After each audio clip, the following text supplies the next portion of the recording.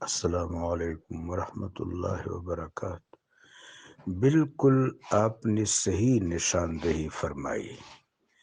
اس حوالے سے اسلوب یہ ہونا چاہیے کہ یہ جو روایت ہے، منقول روایت، یہ جتنی بھی منقولات ہیں، وقائع ہیں، آثار ہیں، ان میں حبیب پاک صاحب لولاک صلی اللہ علیہ وآلہ وبارک وسلم کی شان اور آپ کی عظمت کا پہلو نکلتا ہے یا خدا نخواستہ کوئی دوسرا پہلو نکلتا ہے؟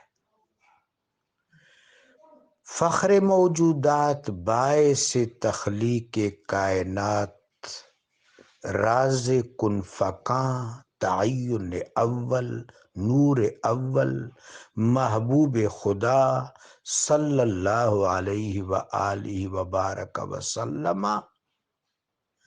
آپ کی حیات طیبہ کو کس طرح پیش کیا جا رہا ہے؟ ایک عام انسان کی طرح، اور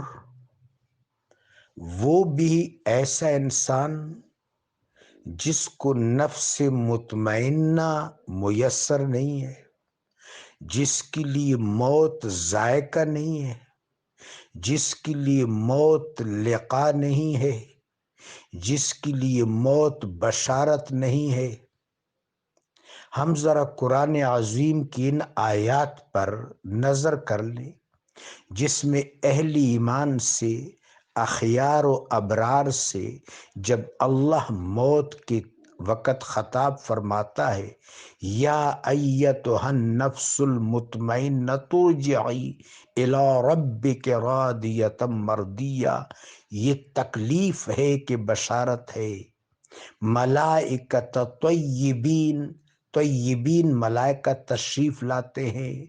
ملک الموت، حدیث میں آتا ہے ملک الموت علیہ السلام ایک عام مومن اور مومنہ کے پاس جب تشریف لاتے ہیں تو اس کے ساتھ اس سے بھی اچھا سلوک کرتے ہیں جو ماں اپنے بیمار بچے کے ساتھ کرتی ہے۔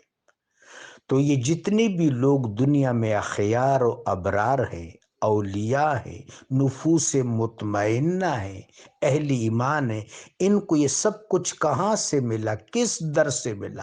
در حبیب پاک صلی اللہ علیہ وآلہ وبارک وسلم سے ملا۔ اللہ کے محبوب معراج پر جاتے ہیں، ان تمام حجابات سے اوپر جاتے ہیں، تمام غیوبات سے اوپر جاتے ہیں، عرش عظیم پر رب کریم کا دیدار کرتے ہیں، رب جلیل سے مکالمہ فرماتے ہیں۔ حبیب پاک علیہ السلام کے ارتحال کا منظر جس طرح ہمارے ہاں کتابوں میں پیش کیا گیا ہے، کیا یہ میرے آقا و مولا علیہ السلام کے شایان نشان ہے؟ اور اگر ہم ان روایات پر نظر کریں، آپ اہل علم اس پر غور کریں، صرف ایک راویہ ہے، صرف ایک راویہ، کسی اور ذرائع سے ان روایات کی تصدیق اور توثیق نہیں ہوتی۔ اگر ان کو آثار سمجھ بھی لیا جائے تو بھی خبر واحد کے درجہ میں ہے۔ اللہ تبارک و تعالی جل شانہ ہمیں ایسا ذوق عطا فرمائے کہ ہمارے دلوں میں حبیب پاک علیہ السلام کی قدر ہو۔ آمین۔